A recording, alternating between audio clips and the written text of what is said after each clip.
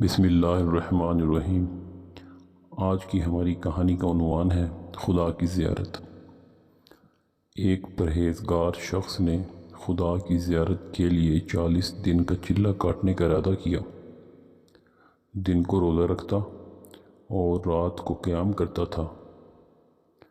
اعتکاف کی وجہ سے خدا کی مخلوق سے بالکل کٹا ہوا تھا۔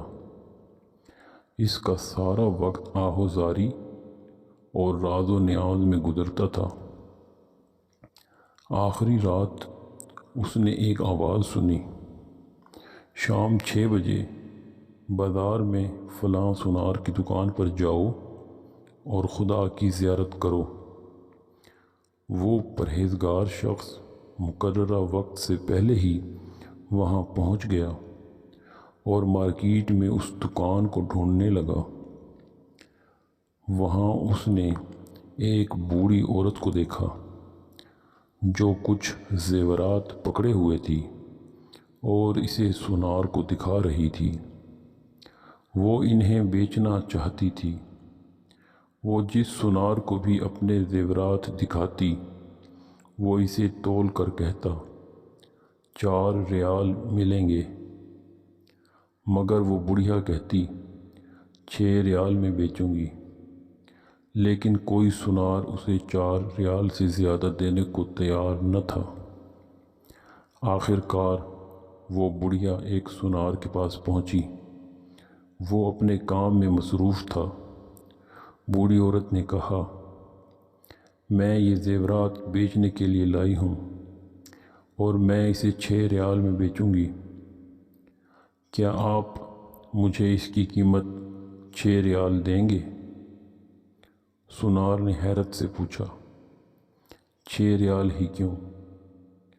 بوڑھی عورت نے دل کی بات بتاتے ہوئے کہا، میرا بیٹا بیمار ہے، ڈاکٹر نے اس کے لیے نسخہ لکھا ہے جس کی قیمت 6 ریال ہے۔ یہ سن کر اس سونار نے زیورات لے کر کہا، ماں، یہ زیورات بہت عمدہ اور نہایت قیمتی ہیں۔ اگر آپ بیچنا ہی چاہتی ہیں تو میں اسے 25 ریال میں خریدوں گا۔ بوڑھی عورت نے کہا، کیا تم میرا مذاق اڑا رہے ہو؟ اس پر سونار نے کہا، ہرگز نہیں، میں واقعی 25 ریال دوں گا۔ یہ کہہ کر اس نے زیورات لیے اور بوڑھی عورت کے ہاتھ میں 25 ریال رکھ دیے۔ بوڑھی عورت بہت حیران ہوئی، دعا دیتی ہوئی جلدی اپنے گھر کی طرف چل پڑی۔ پرہیزگار شخص کہتا ہے، میں یہ سارا ماجرا دیکھ رہا تھا۔ جب وہ بوڑھی عورت چلی گئی تو میں نے سونار سے کہا، جناب، لگتا ہے آپ کو کاروبار نہیں آتا۔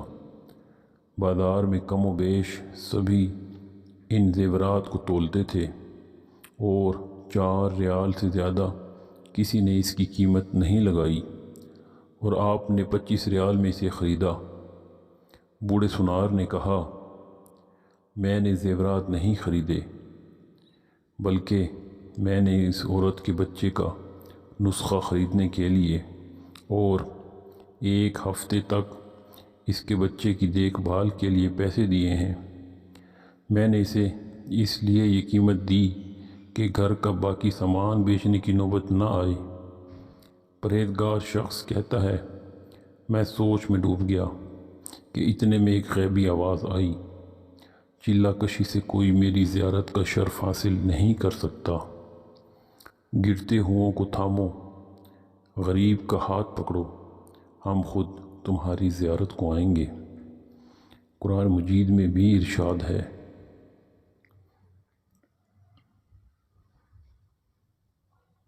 وہ تمہارے ساتھ ہوتا ہے جہاں بھی تم ہو۔ اگر آپ کو ہماری یہ کہانی اچھی لگی تو ہمارے چینل کو سبسکرائب کریں۔